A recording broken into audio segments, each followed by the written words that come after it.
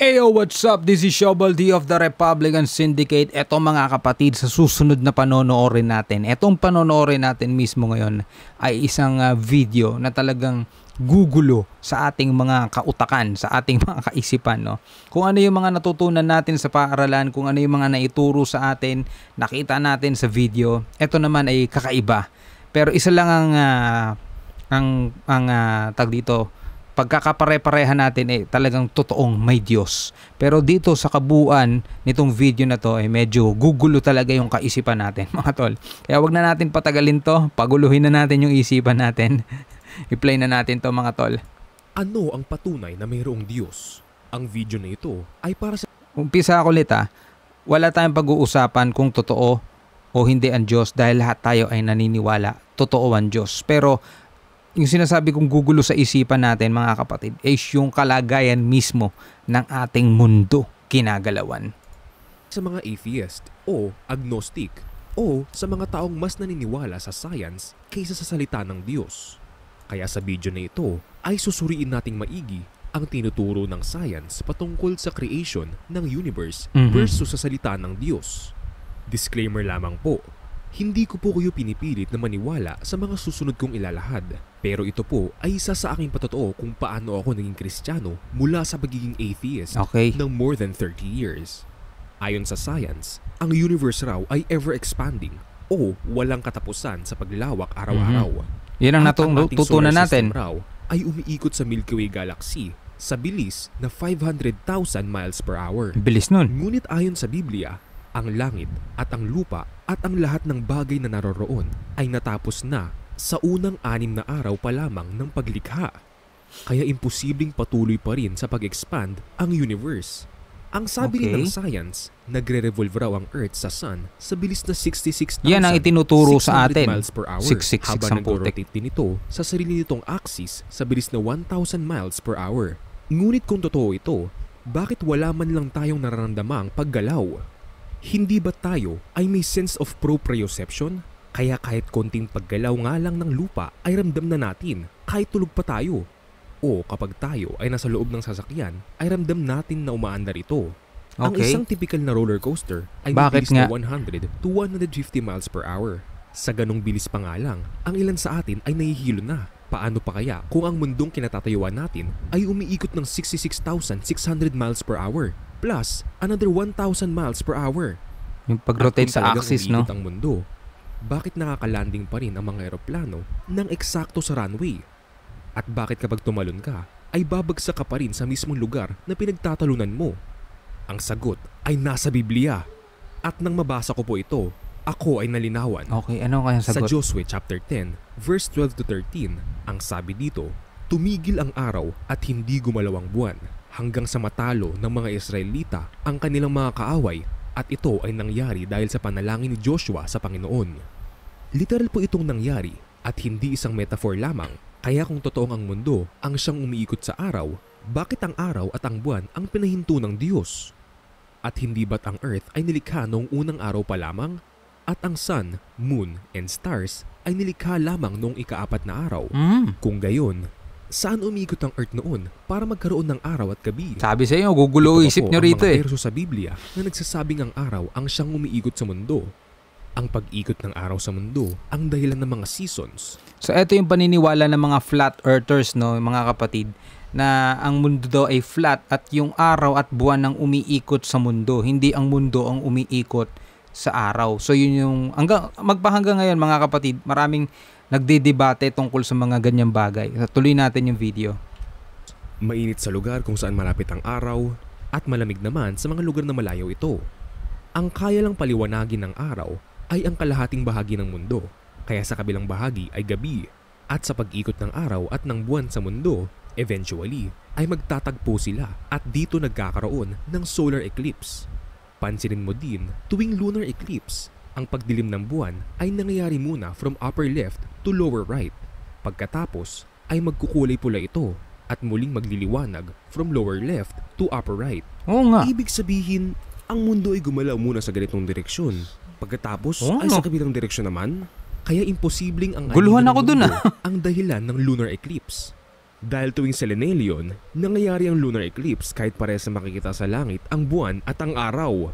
Ang lunar eclipse po ay hindi talaga Dapat kung magdidilim dito at hanggang doon, dapat magliliwanag muna sa taas na bahagi, hindi sa ilalim. Ang gulo, no? Oo nga, no? isang eclipse, kundi blood moon.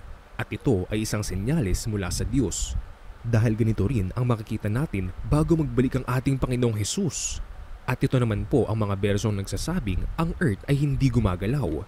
Ganito rin po ang paniniwala ng mga sinuunang Israelita. Ang Earth ay nakafix sa mga pundasyon. Ang araw at buwan ay magsinglaki lamang at sila ang umiikot sa mundo, kasama ang mga bituin. Oh, At yun nga, sila sa flat ay nasa earthers loob nga, ng no? firmament o harang na naghihiwalay sa tubig na nasa itaas at sa tubig na nasa ibaba. Ibig sabihin, may mga tubig sa ibabaw ng kalangitan at dito nanggagaling ang napakaraming tubig na nagpabaha sa buong daigdig noong panahon ni Noah. At dahil hindi naman ito itinuturo sa school, marami tuloy ang hindi naniniwala sa Noah's flood at sa Biblia. Dahil ayon Noah's sa flood, science, naniniwala hindi ako sapat dun. ang tubig sa Earth's atmospheric system para pabahain ang buong daigdig. Anyway, sa kailaliman naman ng lupa ay naroon ang Sheol o Hades na daigdig ng mga patay. At direktang nasa ibabaw naman ng mundo ang trono ng Diyos. Bilang patunay, ganito po inilalarawan ni Propeta Ezekiel ang nakita niyang kaluwalhatian ng Diyos sa kanyang trono. Noong unang ikalimang araw ng ika-4 na buwan ng ika-30 taon, nabuksan ng langit at nakita ni Ezekiel ang 4 living creatures. Sa ulunan ng 4 living creatures, naroon ang firmament na tila kristal. At sa ibabaw ng firmament, naroon ang tila tronong yari sa safiro at doon ay may nakaupong tila isang tao. Mula sa baywang niya pataas ay may nagniningning na tila makinis na tanso. Sa ibaba naman ay may nakapalibot na apoy na nakakasilaw na ang kulay ay parang bahaghari. Iba ang circle sa spear. Ang spear ay kagaya ng isang bola, pero ang circle ay ganito. At nasa ibabaw ng firmament Circle ang of trono the ng earth. Diyos.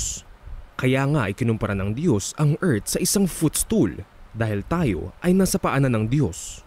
Kaya hindi po totoong nasa malayong galaxy ang Diyos dahil mula pa noon ay nariyan lang siya sa itaas natin. Mapapaisip ka At din, no? binabantayan tayo at iniingatan araw man o gabi. At sa huling araw ay mabubuksan ang firmament gaya ng isang scroll at makikita nating lahat ang pagbabalik ng ating Panginoong Hesus kahit nasa ang panig man tayo ng daigdig. At dahil may firmament na kasing tigas ng cast metal mirror sa ibabaw ng Earth, ay walang makakapasok dito na alien at wala ring taong makakalabas ng Earth. Oh, Now, one thing I really want your generation to embrace is that the Earth is a closed System. system. We cannot leave feel the na Earth. science guy. There's no place to go. Ito pa po ang isang patunay na may mga tubig sa itaas ng firmament. Kapag tumatama ang rocket sa firmament, ay nagkakaroon ng rippling effect. Gaya ng nakikita natin kapag may batong tumama sa ibabaw ng tubig. Ito naman ang kuha sa itaas ng mga ulap kapag may thunderstorm. Nakuhanan nila ang mga lightning sprites o mga electric discharge na tumatama sa firmament. I-enhance po natin ang picture para mas makita nyo ang parting ito ng firmament. Pansinin ang mga rocket launch. Imbis na dumiretso ito pa itaas, ay laging patagilid ang lipad nito. Oo nga. Bakit? Dahil kapag padiretso nila itong pinalipad, ay tatama lamang ito sa firmament at ayaw nila makita ito ng mga tao. Ba't ayaw Kaya makita? palilikuin na lamang nila ang rocket at pababagsakin sa dagat. Kaya wala pong taong makakarating sa Mars o sa alingmang planeta. Oh, Lahat po ng ipinapakita nilang kuha di umano sa Mars ay CGI lamang o computer-generated images. In short, edited o fake. At sa larawang ito na inilabas nila na kuha raw di umano sa Mars, ay di nila napansin na mayroong daga. teka. Ngunit maraming Natakpan ng video ko eh. Para makita nyo rin. Yan, balik natin. In short, edited o fake. At sa larawang ito na inilabas nila na kuha raw di umano sa Mars, ay di nila napansin na mayroong daga. May daga Ngunit daw. maraming tao na ang nakakita nito, kaya ito Daga ay ba yan? viral sa internet. Ito pa ang isang live footage nila ng spacecraft sa outer space di umano, nang biglang may lumitaw na daga. Oh, Paano naman mabubuhay ang daga sa outer space? Ang mga Gago. pinapakita nilang video ng mga astronaut ay hindi talaga sa outer space, kundi sa isang malaking swimming pool at pinalitan nila ng background. Kaya nga maraming beses na ring nakuhanan sa kamera ang mga water bubbles May na bubbles. lumalabas sa spacesuit ng mga astronaut. Gago, no? Ang mga pinapakita naman nilang video sa ISS o sa International Space Station kuno Talaga. ay sa studio lang ginawa at pinilitan lang din ng background. At para magmukhang sila ay nasa zero gravity, kinabitan nila ng harness ang mga May tali. astronaut at nilagyan ng hairspray ang buhok ng mga babae. Ngunit hindi nila madoloko ang lahat ng tao dahil kitang-kita ang mga faulty editing nila. Dahil kung zero gravity talaga doon, bakit nahulog ang hawak ng astronaut na ito? Nahulog. Ang sabi rin sa science, ang buwan daw ay isang solid object na kumukuha ng liwanag sa araw. Ngunit ayon sa Biblia, ang araw, buwan at mga bituin ay mga luminaries o ilaw sa kalangitan upang mabukod ang araw sa gabi at maging batayan sa bilang ng mga araw, taon at kapistahan. Kaya ang buwan ay may sarili pong ilaw at ang phases nito ay nakadepende sa pagkakailaw nito. Minsan ay partial, minsan ay buo, minsan naman ay wala. At ito ang tinatawag na new moon na siyang basehan ng lunar calendar kung alin ang first day of the month. Ang full moon naman ang basehan kung kailan ang simula ng mga seasons ng summer, autumn, winter at spring. Dahil kada season ay may eksaktong 3 full moon lamang. Nakakita ka na ba ng buwan kapag umaga? Napansin mo ba na tila translucent ito o nakikita mo ang langit sa likod niya? At sa gabi naman, napansin mo ba na may mga pagkakataong makikita mo ang mga bituin sa likod ng buwan? Ito ay dahil ang buwan ay gawa sa plasma, isang fourth state of matter. Hindi po siya solid, liquid o gas. Ganon? The moon is not a piece of rock, but it is a plasma phenomena, cosmic plasma. At dahil hindi siya solid, walang taong makakatapak dito. Lahat po ng moon landings na ipinapakita nila sa atin ay fake. So wala pang taong nakakarating sa buwan. Until a mysterious force helps him up. Dahil kung talagang vacuum ang space at walang hangin doon, O sa bagay. ay bakit hinangin ang flag na nilagay nila di umano sa buwan? Bakit nga? No, At wala kung nga walang hangin dun. sa space, ibig sabihin, hindi magkakaroon ng combustion ang jet engine fuel at hindi mapopropel ang rocket sa space. At sa mga larawang kuha nila di umano sa buwan, bakit walang mga bituin? At saka isa pa, no, di ba ang bumubuo sa apoy, mga katol, ay liquid, ay yung oxygen. Siyempre kasama yon sa kailangang tawag dito, component para mabuo ang apoy. So kung walang air, walang oxygen, hindi nga magkakaroon ng apoy. Di ba? So, paano yun? So hindi, naguguluhan ako. At bakit Wala kasi maliit tayo na alam sa Earth science eh. kung di hamak na mas malaki ang Earth kaysa sa buwan? Pag chinik mo rin sa Photoshop ang larawang ito na inilabas nila at tinaasan mo ang exposure, ay makikita mo na may square na linya sa paligid ng So, Earth. dinikit lang. Ibig sabihin, ang parating ito ay wala talaga sa original Kinabit na picture, lang. kundi ipinatong lamang. Alam niyo bang maraming beses na nila in-expose sa mga pelikula o TV shows na peke lang ang moon landings? Dahil harap-harapan nila tayong tinutuya. At kahit sino mang astronaut ang hamunin mong sumumpa nang nakapatong ang kamay sa Biblia na totoong nakarating sila sa Neil buwan, Armstrong, ay hindi ito kayang gawin. Bakit kaya? You're the one who said you walked on the moon when you didn't. Calling the kettle black, if I ever thought of it. Saying I misrepresented myself. Away from me. You're a coward and a liar and a thief. Bastos din kasi yung Panoorin ang paglapit unang press masusuntok ka conference talaga. ng 3 astronaut na di umano ay unang nakatapak sa buwan. Bakit kaya ganito ang kanilang mga itsura? Imbis na masaya, ay mukha silang manulungkot. At para bang hindi nila alam ang isasagot. When you looked up at the sky, could you actually see the stars and the solar corona in spite of the glare? We were never able to see stars from the lunar surface or on the daylight side of the moon by eye without looking through the optics. I don't recall during the period of time that we were photographing the solar corona what stars we could see. I don't remember seeing any. I don't remember seeing any. I don't remember seeing any. Sa tatlong ito, si Buzz Aldrin na lamang ang natitirang buhay. At nang tinanong siya ng isang bata kung bakit hindi na sila bumalik sa buwan, ay ganito ang kanyang sagot. Why has nobody been to the moon in such a long time? That's not an 8-year-old's question. That's my question. I want to know, but I think I know. Parating, Because we didn't go there. Didn't go there, pucha. And that's the way it happened. Ibig sabihin, inaamin na rin niyang hindi naman talaga sila nakarating sa buwan. Langya, ibig sabihin talagang wala pang taong nakakarating sa buwan. Ang yan talagang kakagulo ng utak. Kaya hindi rin sila makakabalik. Mga kapatid, ang NASA po at ang lahat ng space agencies ay hawak ng mga Illuminati. Kaya wag na po kayong magtaka kung bakit solar system ang tinuturo nila sa atin, kung saan ang araw ang nasa gitna ng universe.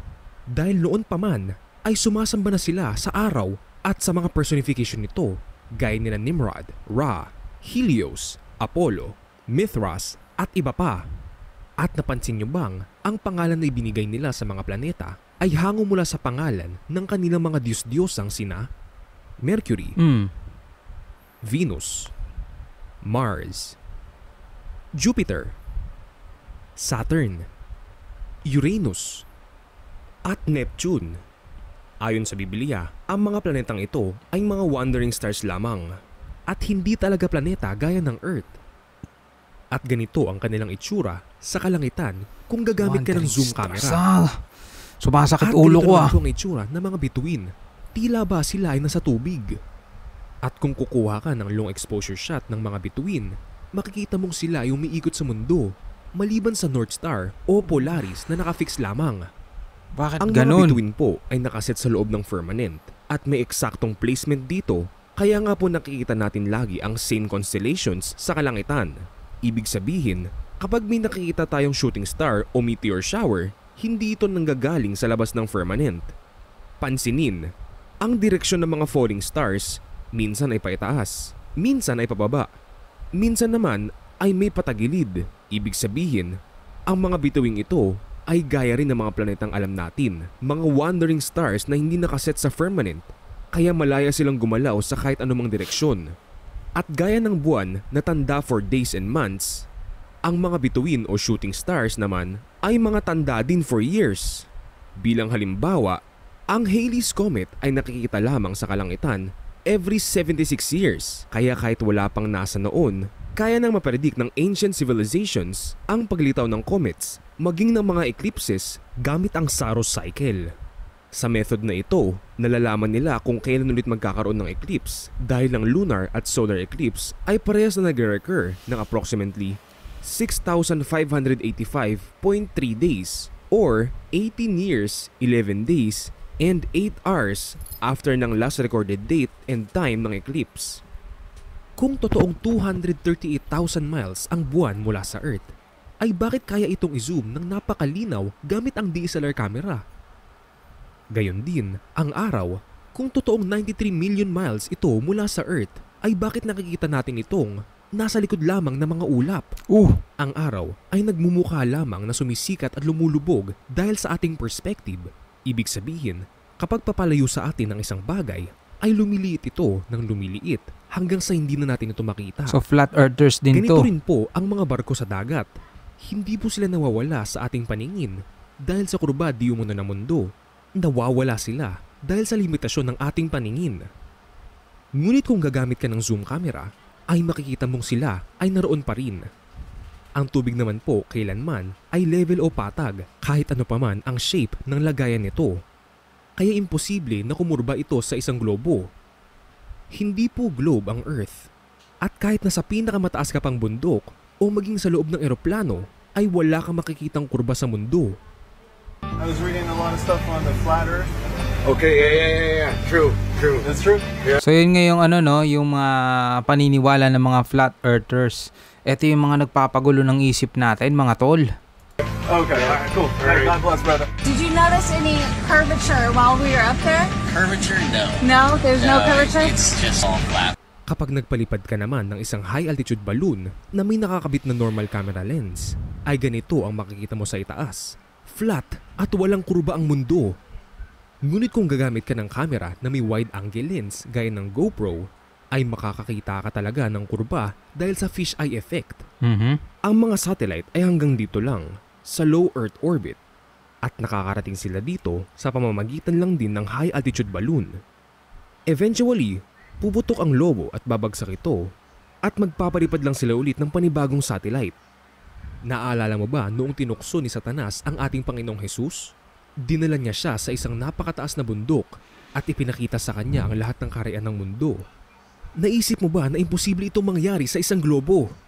Noong 1931, si August Piccard ng Germany ay nakarating sa 10 miles above Earth gamit ang isang hydrogen balloon na kinabit niya sa isang aluminum capsule na pwedeng niyang sakyan. At ganito ang kanyang eksaktong sinabi tungkol sa nakita niyang itsura ng Earth. It seemed a flat disk with upturned edge. Ibig sabihin, wala siyang nakitang anumang kurba sa Earth at nakita rin niya ang dulo nito na nakaangat. Ang dulo ng daigdig ay walang iba kundi ang Antarctica. Dahil ang Antarctica ay hindi talaga isang kontinente, kundi isang napakataas at napakalawak na ice wall na nakapaligid sa buong mundo. Sumasakit ang ulo ko. At ito ang dahilan kung bakit hindi natatapon ang tubig ng karagatan sa outer space. Kaya nga ikinumpara ng Diyos ang dulo ng mundo as clay to the seal that stand as a garment. Dahil kapag sinilyuhan mo ang isang bagay gamit ang clay, ay nakaangat ang buong paligid nito.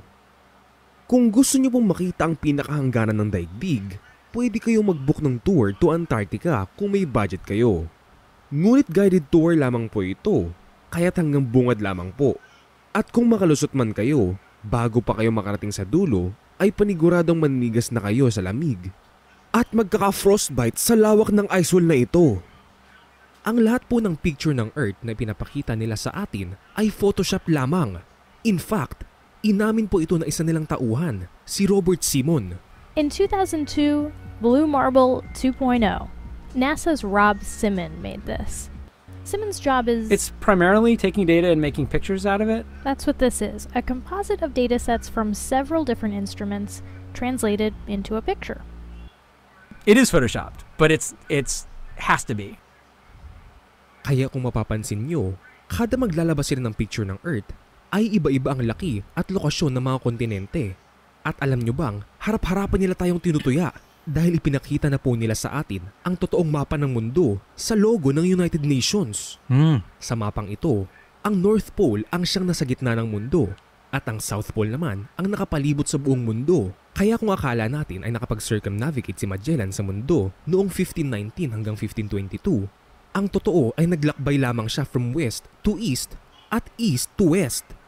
Nakabiyahe ka na ba sa ibang bansa sakay ng eroplano?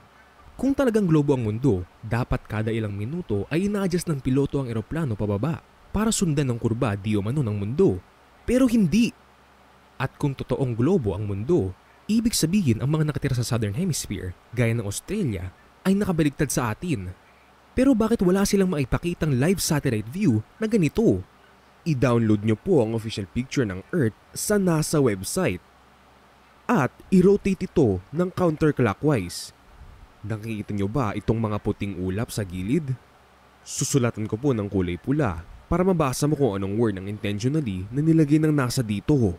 S-E-X. Sex! Hindi ba't harap-harapan na nila tayong niloloko? Gising kapatid, matagal na po nila tayong niloloko. At ano ang purpose ng panlolokong ito? Upang paniwalain ang mga tao na walang Diyos. At tayo ay nag-evolve lamang mula sa mga unggoy. At ang universe ay aksidente lamang na nabuo mula sa isang pagsabog. At sa lawak ng universe na ito, tayong mga tao ay insignificant lamang. Ganito po ang tinuturo nila sa atin sa school. Kaya ang ilan sa atin kagaya ko ay lumaking walang pagkakakilala sa Diyos at hindi alam ang purpose sa buhay. Kaya more than 30 years, ako po ay isang atheist. At ang akala ko noon, ang buhay ay tungkol lang sa pagsasaya, pagpapasarap, at mga pansariling luho o bisyo. Nang hindi ko iniisip na mayroon palang consequence ang aking actions. At kung hindi ako ginising ng Diyos sa katotohanan, ay paniguradong patuloy pa rin ako sa makasalanang pamumuhay. At wala ako dito ngayon na nagsishare sa inyo ng gospel. Mga kapatid, napakabuti po ng Diyos at nahabag siya sa isang katulad kong hindi naniniwala sa kanya noon. At ngayon ay napatunayan kong nilikha ako ng isang makapangyarihang Diyos nang may purpose sa buhay. At alam kong kayo din dahil maganda ang layunin niya para sa ating lahat. Kaya kung ikaw ay isang atheist, mag-isip kang mabuti dahil walang anumang bagay ang bigla na lamang susulpot kung walang gumawa nito. Ang lahat ng kanyang mga nilikha ang patunay na may Diyos. Kaya wala kang excuse. Hindi natin... Yung sa part na to, walang problema eh. Yung sa part na may Diyos, talagang naniniwala ako mga kapatid. Pero gumulo talaga yung isip natin dahil syempre for more than 30 years mga kapatid na ang paniniwala natin ay bilog ang mundo. Tapos may mga ganitong video at may mga evidence na alam mo yun, nagbibigay ng tibay sa kanyang sinasabi. Diba? Nakakaan ng utak. Shit. Hindi siya maaaring makita sapagkat makasalanan tayo. At tayo ay masusunog sa kanyang presensya. Ngunit kung hahanapin mo talaga siya, ay i-reveal niya ang kanyang sarili sa iyo. At mararamdaman mo kung gaano kanya kamahal. Hindi mo dapat isisi sa Diyos ang mga nangyayaring trahedya sa mundo o ang pagkamatay ng mga tao, lalo na ng mga bata. Dahil in the first place, tayong mga tao ang dahilan nito. Simula pa noong nagkaroon ng kaalaman ng masama sina Eva at Adan, at dahil kamatayan ng kabayaran ng kasalanan, lahat tayong mga tao ay mamamatay sa itinakdang oras ng Diyos. But death is not the end. Dahil meron pa ang afterlife. Hindi mo ba naisip na ang mga batang ito na namatay sa sakit ay natapos na ang paghihirap sa wakas? At masaya na ngayon sa kabilang buhay? Share ko lang. Ako po ay ilang ulit nang sinubukang ipalaglag ng nanay ko. Ngunit ako ay nabuhay pa rin.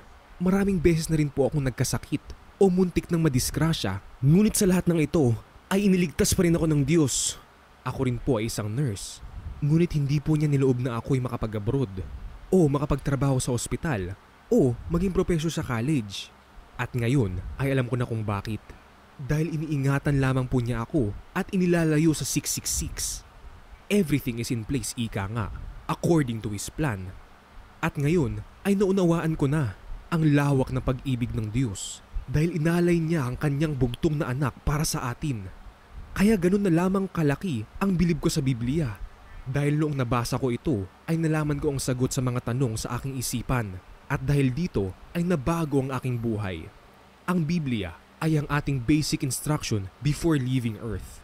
Hindi ba't kapag bumili tayo ng isang bagay gaya ng appliances, ay mayroon itong manual kung paano gamitin at kung paano iingatan para di masira? Well, etong mga sinasabi niya mga kapatid ay tungkol na sa usapan na totoo na may Diyos. Well, hindi tayo makikipag-argue dun, no? Talagang totoong may Diyos mga kapatid. Pero dun nga, talaga, anong masasabi nyo doon sa kanyang mga ipinakita na ang mundo ay hindi globo, ito ay flat, at ang mundo ay hindi umiikot sa araw, ang mundo ay ang araw mismo at ang buwan ang umiikot sa mundo, di ba? Sabi ko sa inyo, mind-blowing to mga tol eh, di ba? Pero very interesting, no? So putulin na natin doon mga kapatid yung video niya dahil wala naman talagang pag-uusapan pagdating dyan dahil nga sabi ko sa inyo, ako mismo personally naniniwala ako sa dakilang may likha ng lahat. Pero doon sa mga ipinakita niya, medyo talagang gumulo utak ko doon dahil syempre iba yung itinuro sa atin sa school, iba yung mga napag-aralan natin at iba yung mga kinalakihan na nating paniniwala kaya medyo talagang mapapaisip ka rin, oo nga no, tama siya eh, oo nga, may ganun at may ganyan, tulad nung lunar eclipse, di ba? Nagsisimula dumilim sa itaas, pababa, tapos biglang magsisimula lumiwanag sa kabila naman sa ilalim, parang may mali, di ba? Kahit na kahit na tawag dito, subukan mo bilog, magtakip ka ng bilog din. Kung saan mo sinimulan, takpan, doon din magsisimula dapat lumiwanag, di ba? So, medyo naguluhan ako doon kaya so mga kapatid, maraming salamat sa inyo at sa panonood. So hanggang sa muli, ako nga pala si Shobaldi. Comment nyo sa baba kung anong masasabi nyo rito sa video na pinanood natin. Hanggang sa muli, peace out.